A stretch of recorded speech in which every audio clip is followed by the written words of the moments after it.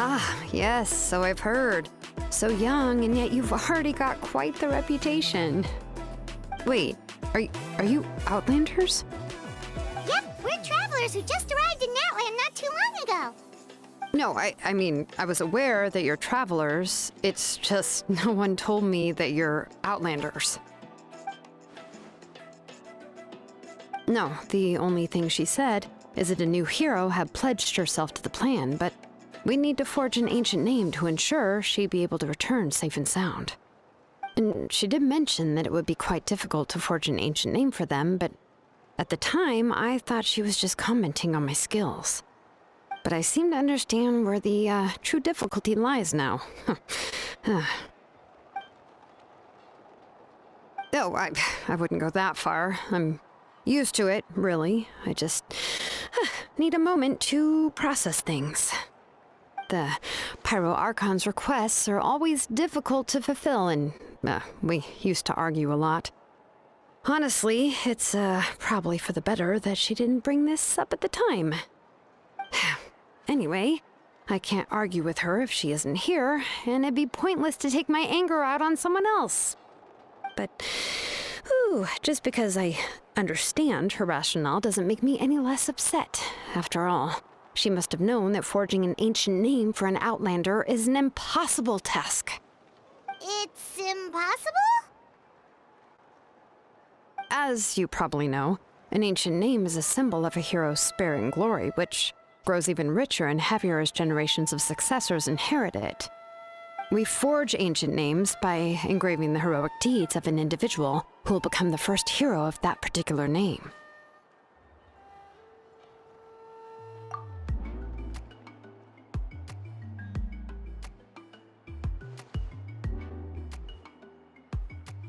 But they were all performed outside of Natland, correct? Yeah, that's right. Then those deeds haven't been recorded by the Night Kingdom. To take it one step further, even if you had performed heroic deeds in Natland, as an Outlander, your actions still wouldn't have been recorded by our lands.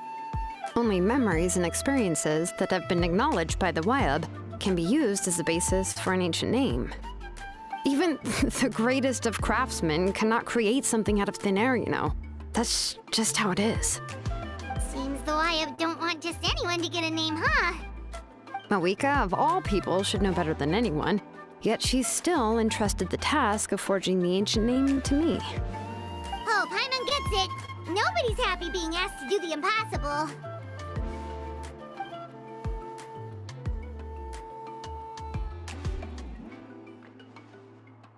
Ugh, don't remind me. Let's just focus on how we can pull this off. How to achieve the impossible. You mean you're already willing to accept the task? Well, what else can I do? What's happened is already done, and it's not like I can outright defy the order of my Archon. If she gave me this order, then she believes the ancient name is an indispensable part of her plan, and that I'll be able to find a way to make it happen. In other words, the order is an affirmation of my abilities. Whoa, not only has she accepted the task, but now she's looking for silver linings?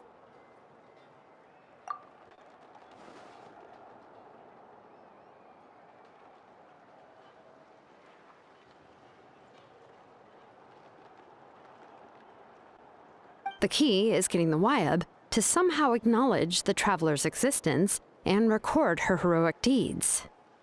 We heard the voice of a Wyab when we were in the Night Kingdom before. We even had a whole conversation with her. If we can talk to her again, maybe we can figure something out together. Well, every tribe has their own Wyab. How do we know if the one you met is indeed the best one for us to talk to? Plus, considering the unprecedented nature of this situation, I have a feeling that the acknowledgement of one Wyab alone would probably not be enough. I don't know. That requires a level of knowledge that I do not possess. We need to find a consultant who's an expert on all things Night Kingdom and Wyab. The first person who comes to mind is Seatlali at the Masters of the Nightwind, the one we call Granny Eats to Lead. Oh, we've heard that name before. We used her spirit speaker stone to find Kachina's ancient name. A person who can make something like that must be pretty impressive. I'm unsure she'd be able to help. Still, she's older now and quite eccentric. It's hard to even book a meeting with her, given that she's constantly holed up in her room and doesn't like to be disturbed. I've heard that to get her help, you have to be extremely patient with her and know how to keep her spirit up. I hate to break it to you, but... Huh. Why is that? I mean, didn't she already help you before? And you even managed to save Kachina. Well, yeah. At the cost of her spirit speaker stone being split into two.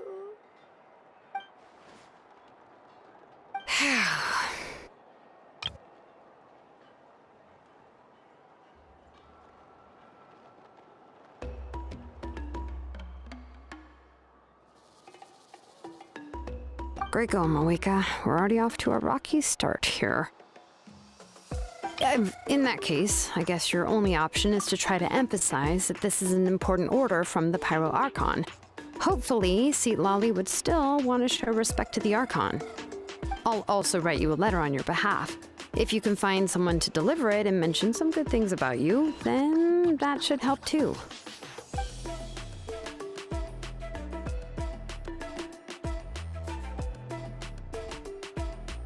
Paimon sure hopes that Hal won't interrupt when he's talking, though. All right, Kinich is a seasoned negotiator. I trust that he'll know the best things to say. Please just give me a moment to write the letter, and we can meet up near the Statue of the Seven later. Sounds good. We'll take a stroll in the meantime.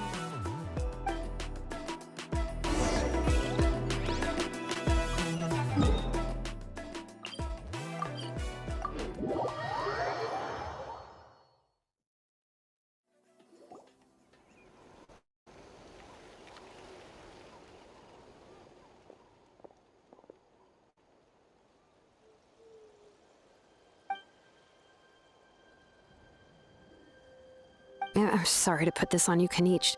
It's just that you're probably the only person who knows how to deal with her.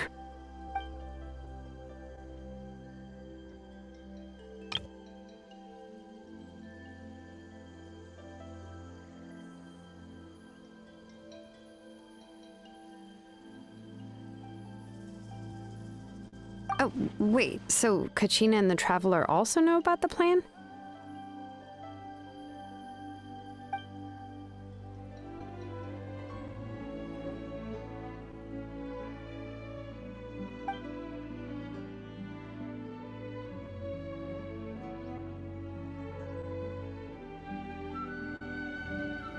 Right. She mentioned there are 6 heroes and that Shilonen is one of 4 that have already been acknowledged.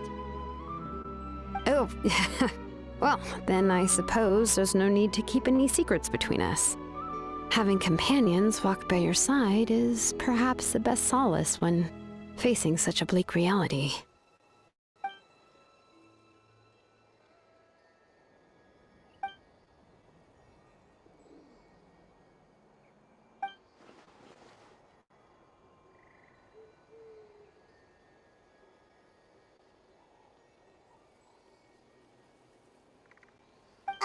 Seat Lolly knows him too?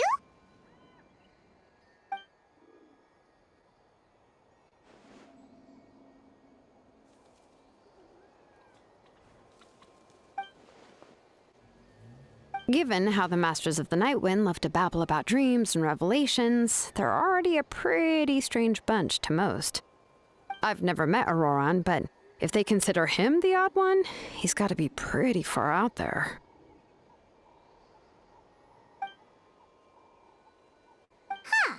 Makes sense. But Paimon wonders how Seat Lolly could be the first one to notice Auroran's disappearance if she spends the whole day in her room.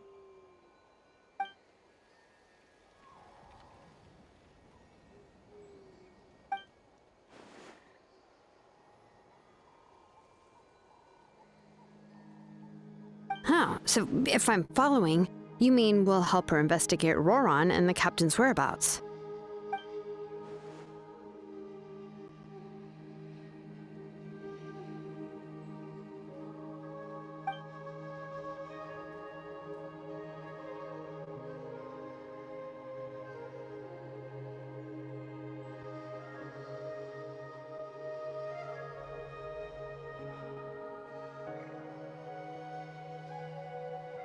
Yeah! Plus, we kinda owe her one anyway to make up for breaking the spirit speakers down. Ah, this is a pretty well thought out plan. As expected of Molly Poke Kinich. Then, yeah, I'll leave my letter to you. Let's hope Seat Lolly can meet at the stadium in 2 days.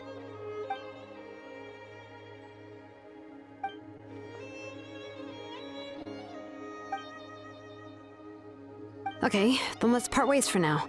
I'll see you in a couple of days.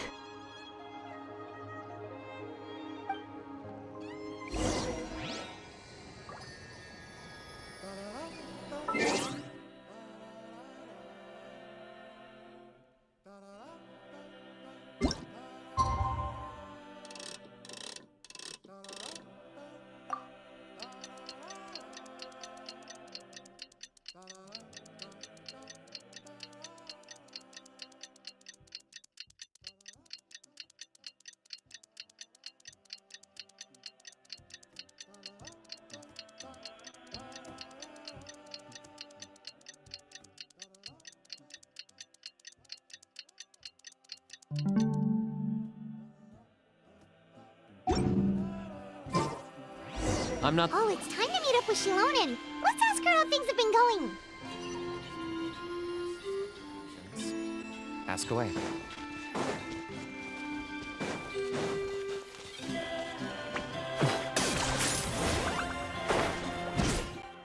Is this really necessary? Hey,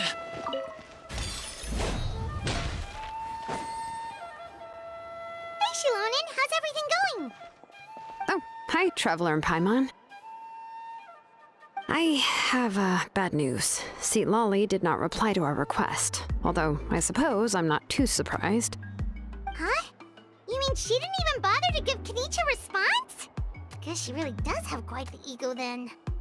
Yeah, well, she can be also quite eccentric, though she's one of the most gifted people around. Even the Masters of the Nightwind often struggle to work with her. My guess is that she probably has other reasons for not deigning us with a response. But let's go to the stadium and see if we can meet her there. If we do get a chance to talk to her in person, we can still try to work something out. That's true. Let's go!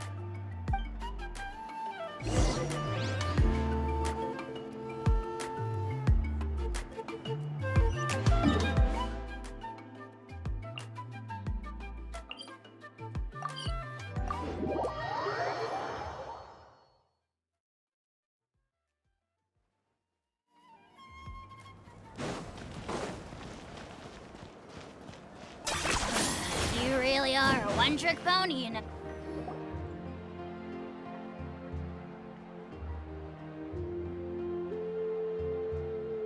Paimon doesn't see anybody. Seems she's just not gonna show up, huh?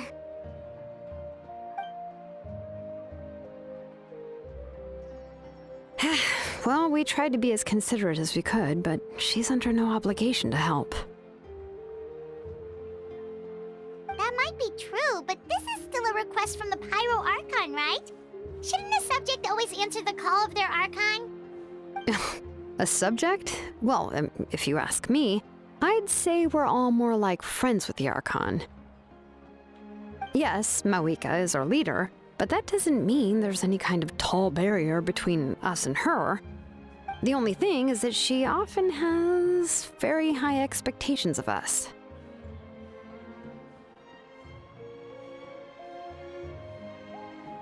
Huh. So even though she's super powerful, it sounds like she's actually pretty down to earth and easy to get along with. Unlike that old hag Granny Eatstily, right? Does she think she can ignore us just because she's famous? You all talk about her like she's some kind of huge deal, but she didn't even bother to reply to our letter! Seriously, if she didn't want to come, she could at least let us know. If that's what aging does to you, Paimon never wants to get old.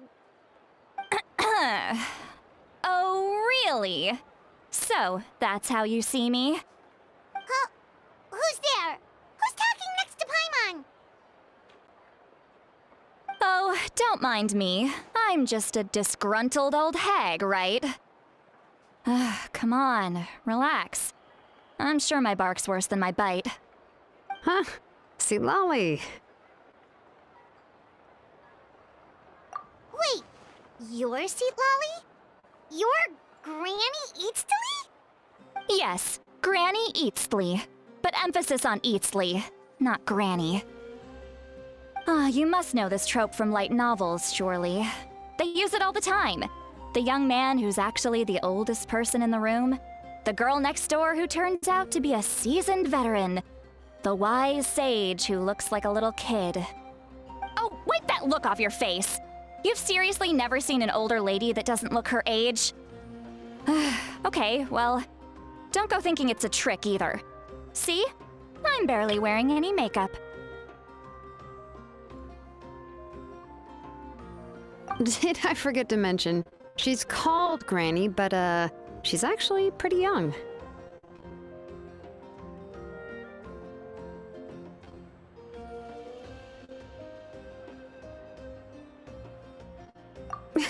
It was an honest mistake. I guess we've just gotten used to it.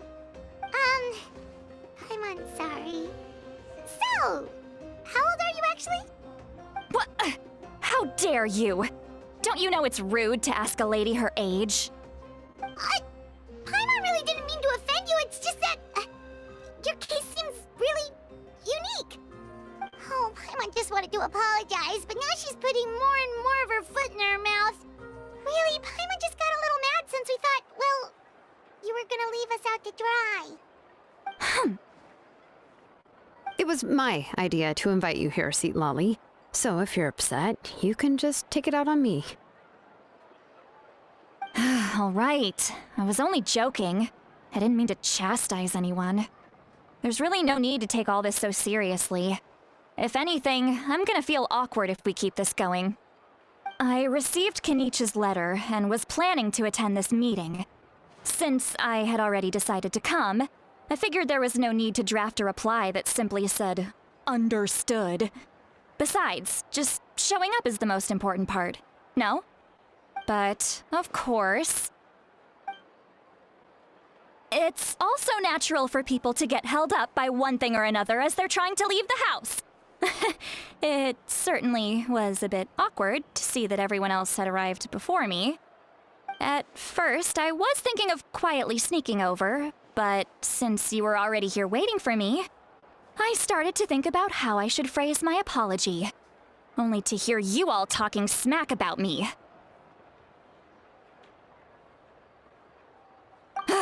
Anyway, that's the whole story. Honestly, it's not like I owed you an explanation anyway.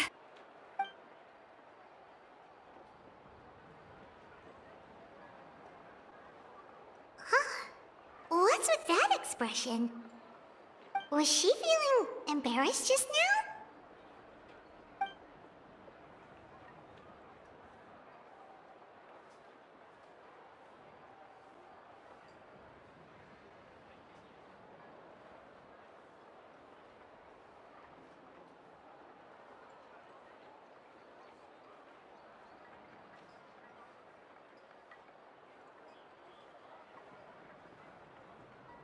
When the Masters of the Night Wind say they struggle dealing with her, I wonder if the feeling is mutual. She seems to be pretty awkward herself. Everything she does and says seems a little forced. Anyway, Shilonen, I heard that you require my help in crafting an ancient name. Correct. The situation isn't like anything we've handled before. Let me explain.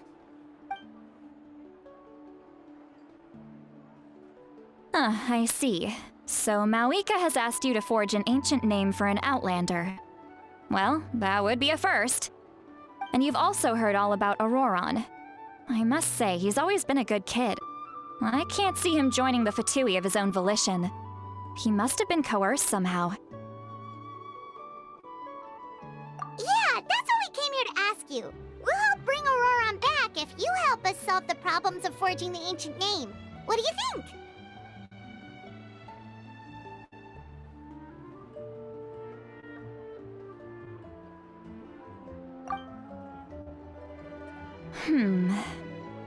I suppose I'll just call you Traveler for now. Traveler, come here. Let me take a good look at you.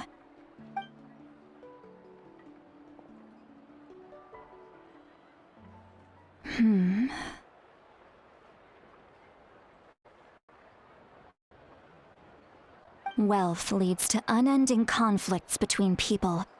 Yet you alone transcend the value of gold. Baleful thunder and wrathful waves bring terror to mortal hearts. Yet again and again, you've braved them to find new worlds. O weary yet free soul, even the most verdant leaf in the forest will pray for your happiness and safe passage.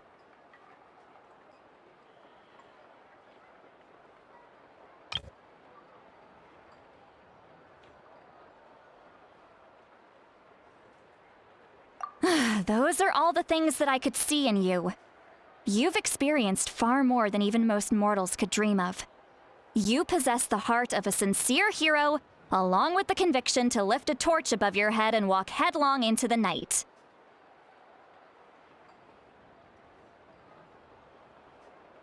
Huh? Don't move. There's something here.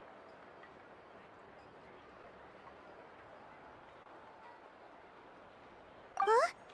What thing? Don't scare Paimon. Is the traveler gonna be okay? Ah, shoo! Ah, that should do it. You've just returned from the Night Kingdom, so some fragments of souls were still stuck to your body. No need to worry. I've just cleared out the last of them. Isn't that kinda like having part of a ghost come back with you? Ah, it's nothing as serious as that. If left unattended, the most it could do is stir up some chaos in your mind, and generally worsen your mood. Well, in that case, better to get rid of them. It was nothing.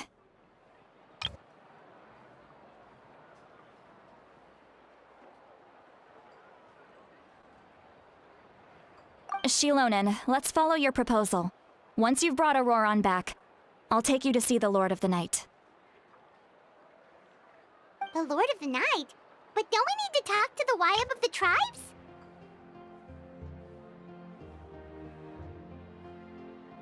Something this important is beyond their jurisdiction. Only the Lord of the Night can decide whether we can grant an ancient name to one who does not hail from our lands. The Lord of the Night is an ancient entity that rules over the entire Night Kingdom, constantly borrowing the power of the sacred flame to combat corrosion from the abyss. Oh, so you're basically saying it's even more powerful than the Wyab of the tribes. Well, that sort of makes sense, being the lord of the entire Night Kingdom and all. Not exactly. It's not so much that one's more powerful than the other. But never mind. That's not important. It would take too much time to explain. Just listen carefully to what I'm about to tell you.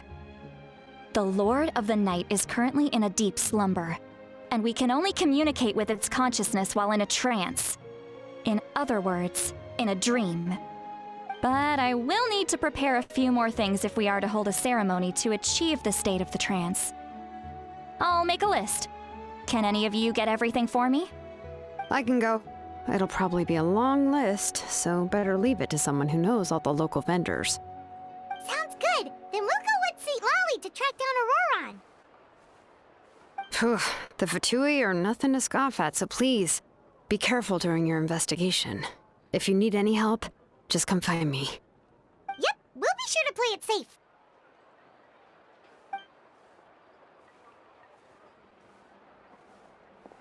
All right, now it's time for us to catch that brat and bring him back. I'm sorry I made you wait earlier. It was actually because I decided to swing by Auroron's place to look for clues. He has always lived alone, and I found a broken jar in his house. There was also something off about his phlogiston aphids, which I assume is because their keeper has been gone for quite some time. And interestingly enough, I saw some slash marks in the house that did not match any of our local weapons. My guess is they were left by Snezhnayan arms. Oh, sounds like the Fatui broke into his house and took him hostage. But why would they kidnap a kid who just spends his days living in the country and raising aphids? He's only in his 20s. What would they want with him?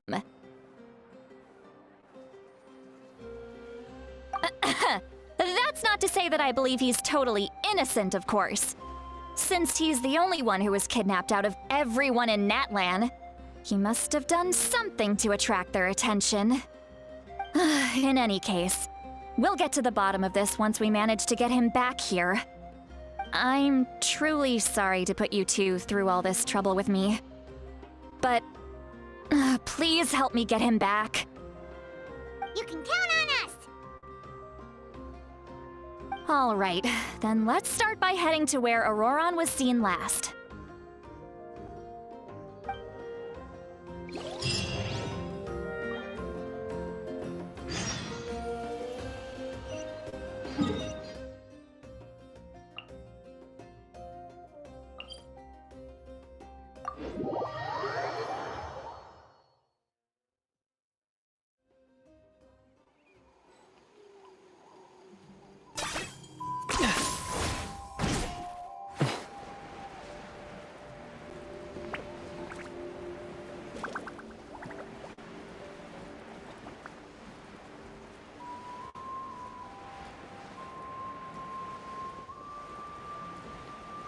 Yeah! 10 points for agility.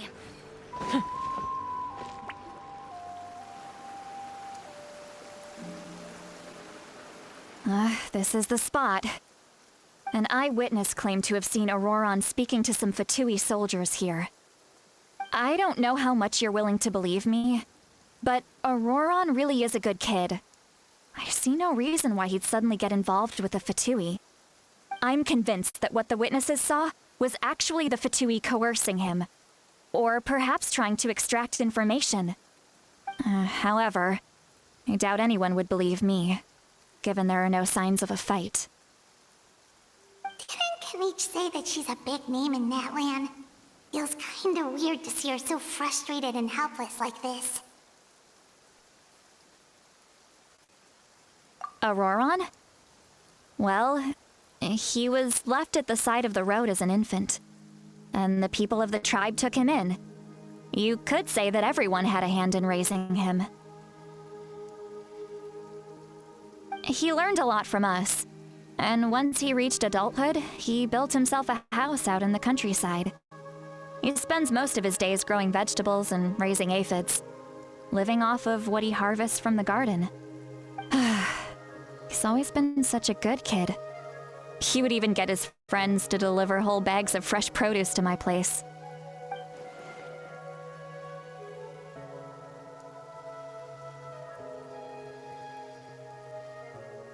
Oh well, let's keep looking.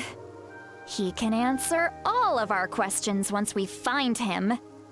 He's been raising phlogiston aphids for a long time, and since they were disturbed, they secreted a special type of phlogiston. We can use that substance to track his movements. Let's follow the phlogiston trail. Huh? What trail? Paimon doesn't see anything. Oh, right. I forgot your eyes don't naturally perceive such things. Here, give me your hand.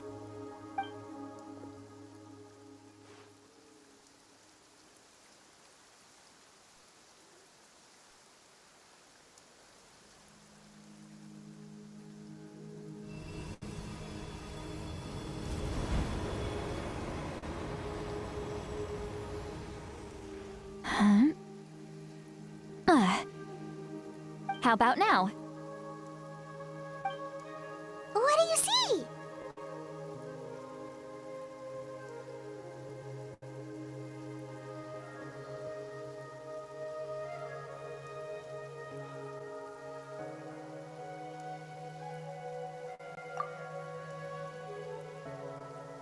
Whoa, Paimon can see it now too! That's right. I used a spell to temporarily transfer a portion of my senses to you. For a short while, you'll be able to see the phlogiston too. Wow, you can even share your senses with us? First time Paimon's heard anything like that. It requires a very rare spell that most people aren't adept at. But don't worry, it's a cinch for me. Between the two of you, it seems the Traveler's senses are a bit stronger than Paimon's. When I held your hand just now, I could sense that you've got a great affinity for phlogiston. You're extraordinarily gifted. Anyway, we'll need to use our vision now to track down Auroron. Good luck, you two. Over here, this way! See, Lolly might say a lot of deep and confusing stuff, but this spell of hers is really something. What was that? What does she mean by deep and confusing? As far as elderly shamans go, I'd say that I'm already pretty easy to talk to. Is there any other old hag who's as fluent in the language of the youth as me? But is my way of speaking still not trendy enough? I've already tried my best to match their speech patterns. But given the looks on their faces just now... Or perhaps I'm still not fashionable enough? But that can't be, right? Don't tell me they're still getting the impression that I'm super old-fashioned. Huh?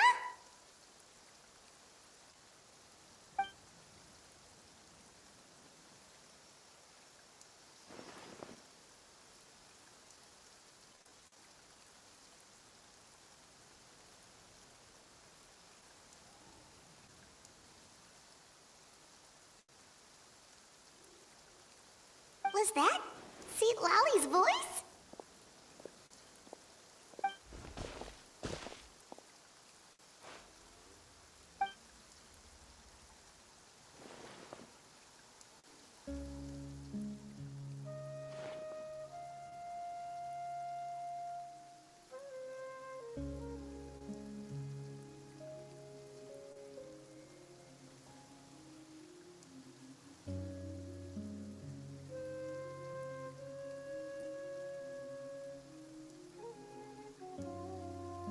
Now that I think about it, it's a good thing I found some helpers this time. Some things are best done with the help of friends.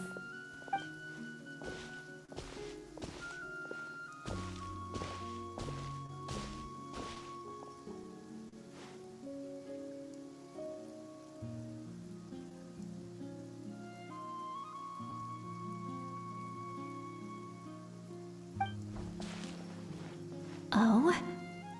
They appear to be feeling quite confident. Looks like our work will go smoothly.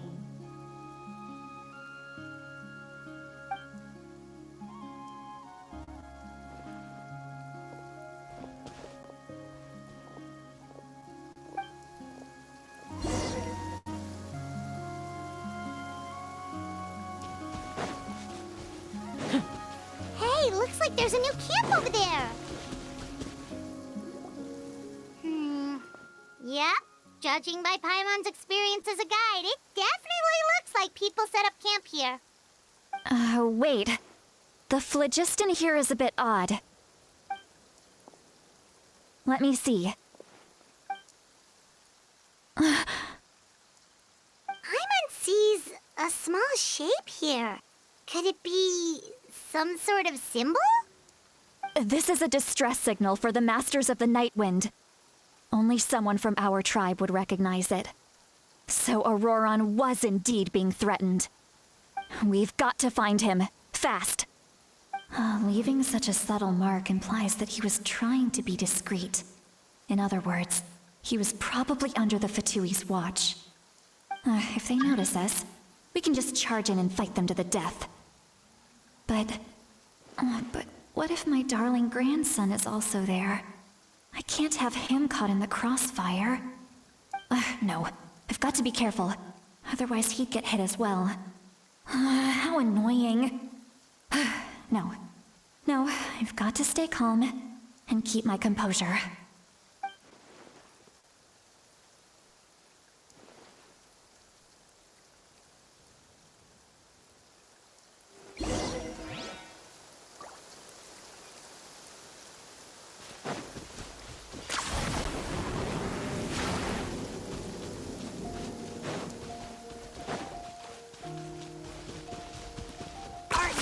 Running away?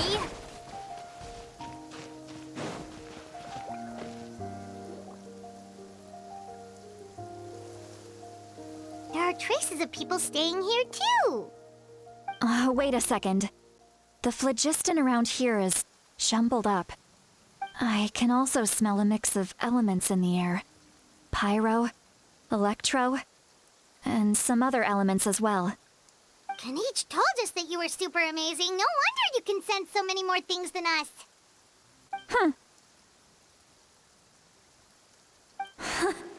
It's about time that little brat said something nice about me. There are signs of a struggle here. Judging from what's left on the scene, there must have been a fight. But after that, the factions seem to have gone their separate ways. Both the phlogiston and the elemental traces in the air support that. Do you still remember the little mark we found before? Paimon's thinking, what if Auroron wanted to leave another distress signal, but was caught by the Fatui?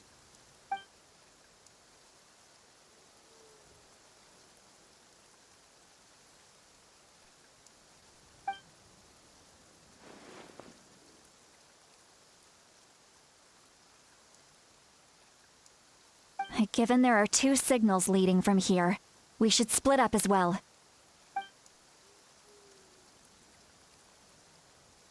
I'll take this direction, and leave the other one to you. Let's meet up again later.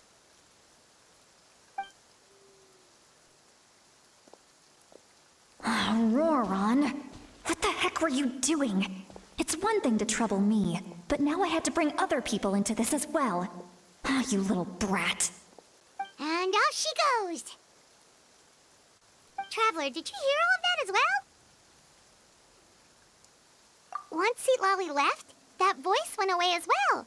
Paimon even tried calling her name inside Paimon's head, but there was no response. So you were thinking the same thing. Paimon also thought that if we could hear what she was thinking, then she could probably also hear what we were thinking in our heads. She did say that she was quite adept at this spell, and it doesn't sound like she's had any trouble with it in the past. Huh, maybe we're a special case and can hear her thoughts as a side effect. If you think about it, she's really got a lively inner world. It paints quite a different picture from Paimon's first impression of her.